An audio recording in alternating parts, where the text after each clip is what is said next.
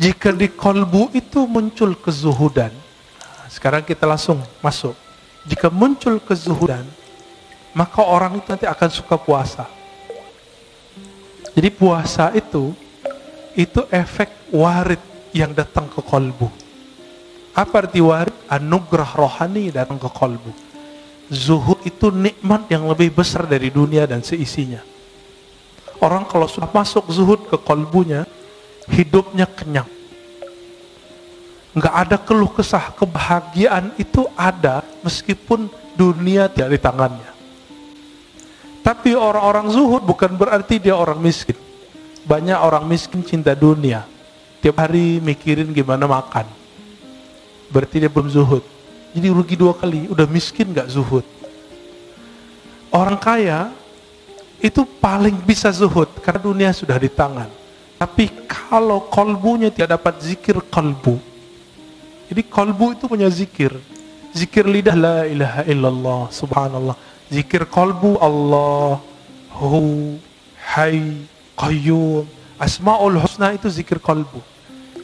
Dan ini harus diambil dari ahlinya. Sebagaimana kalau kolbu kita sakit, kalau badan kita sakit, kita datang ke dokter. Dan masalah kita semua apa? Masalah kita cuma satu, kita nggak adil dengan kolbu. Giliran sakit badan, ya repot kemana-mana. Ini virus corona aja udah rame kemana-mana ya. Tapi kalau ada virus kolbu, orang nggak rame. Udah berapa tahun nggak khusyuk, udah berapa tahun tidak menikmati baca Quran. Kok nggak datang-datang ke ahli kolbu? Waras nggak sih? Gitu. Adil nggak? Ini yang disebut innallaha yuhibbul muqsitin. Maka Allah sebut orang-orang yang berilmu yang adil itu qaimam bil qist. Orang-orang yang berilmu itu dia betul-betul adil terhadap dirinya. Kita nggak adil. Cari dunia dari pagi jam 6, pulang pun jam 8, 12 jam. Tapi cari akhirat, kita ajak setengah jam aja bilang apa? Ustadz, saya ini sibuk. Ada seorang ibu-ibu minta diajarkan zikir, kita ajarkan zikir. Terus bilang, Ustadz, nggak ada zikir yang ringan, saya ini sibuk. Saya tanya, ibu umur berapa? 70. 70 karyawati, pragawati. ASN. Enggak, terus apa sibuknya? Bingung juga dia. Berarti selama ini kita ini sok sibuk. Dan semua orang mengundur amalnya sampai dia udah tua. Berarti warid belum datang ke kolbunya. Dia memulai amal selama ini selalu dari zahir, belum dari kolbu. Maka Imam Bahauddin Syah Naqsyaband mengatakan apa? Ketika orang sibuk dengan perkara zahir, maka kajian zikir pertama kami adalah zikir kolbu. Bidayatu tariqatina nihayatu turuq. Awal dari cara zikir kami adalah akhir dari semua zikir yang dipelajari oleh orang-orang di luar. Itu manhaj beliau. Jadi orang kalau sudah sibuk zikir salat baru zikir kolbu. Kalau beliau enggak, kolbu dulu. Kenapa? Ala wahyal qalb. Inilah zikirnya ulama-ulama ahli kolbu. Jika yang masuk ke kolbu itu al-hirs. Hirs itu ada kesukaan, kerajinan, ya, ada perasaan senang. Maka orang ini akan rajin tahajud, rajin sedekah, rajin semua zikir itu kayaknya ringan di tangannya, ringan di lidahnya. Bapak salah makan Allah. Dulu seorang kawan saya berdoa, Allahumma adim alaina zikrak. Ya Allah, dawamkan zikir kami kepadamu. Saya tegur, jangan doa begitu. Yang Nabi ajarkan, Allahumma a'inni ala zikrik. Ya Allah, bantu aku menyebut namamu. Karena Nabi tidak pernah mengajarkan, ya Allah, dawamkan zikir di kolbu kami. Itu mustahil kecuali Rasulullah sallallahu alaihi wasallam. Dalam sholat pun kita masih ingat selain Allah Ta'ala. Jika yang datang di kolbu itu syauq, rasa rindu yang dalam, maka orang ini biasanya zikirnya mulai bergerak. Nah, zikir ini yang jarang datang ke kita. Minimal gerak mata, matanya nangis, itu zikir rindu. Jadi rindu itu datang dulu ke kolbu, baru saat dia berzikir ada rasa nangis. Bukankah sebagian bapak ibu ketika mendengarkan imam kita tadi sholat teringat mana? Sudais, ya. Semoga Allah muliakan beliau. Amin. Kita teringat itu. Bagi mereka yang punya pengalaman sholat di belakang Sudais, dia rindu, dia bisa nangis. Itu baru rindu dengan imam dunia. Imam sholat di Mekah. Bagaimana imam al-a'immah Sayyidina Rasulullah SAW. Maka orang ini saat mengatakan Allahumma salli ala Sayyidina Muhammad, air matanya pasti mengalir. Itu yang disebut dalam syair-syair Hisan bin Sabit. Kullul qulub, semua kalbu itu rindu kepada Nabi. Tapi bukti rindu itu hanya satu, dumu'ul ain. Ketika air mata itu berkaca-kaca, air mata itu mengalir. Atas dasar itulah ulama kita punya majelis khusus, namanya majelis sholawat, karena itu majelis kerinduan. Imam Ibn Arabi yang disesatkan orang di zamannya, dia jauh dari semua kesesatan itu, karena beliau ahli hadis. Saya S1 meneliti beliau. Ibnu Arabi menulis kitab Tarjuman al-Ashwaq. Sebelumnya beliau seorang ahli hadis, meriwayatkan hadis dengan sanadnya sendiri sampai ke Rasulullah.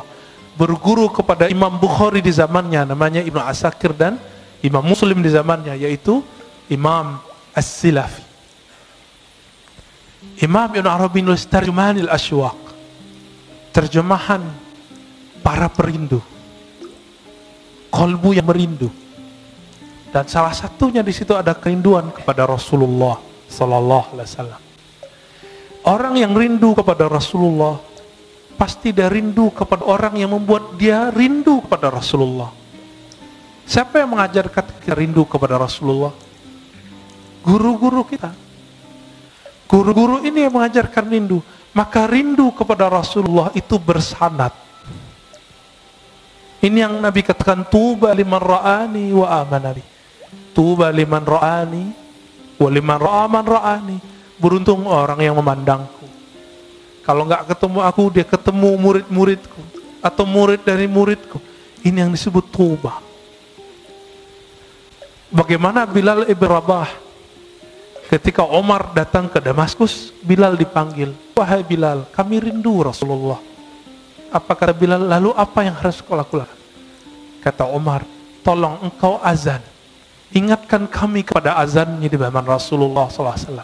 Lalu dia azan.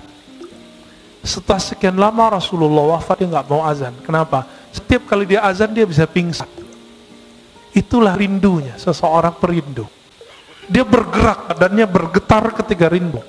Kalau dia kuat, dia bisa terus. Jika tidak, dia pingsan.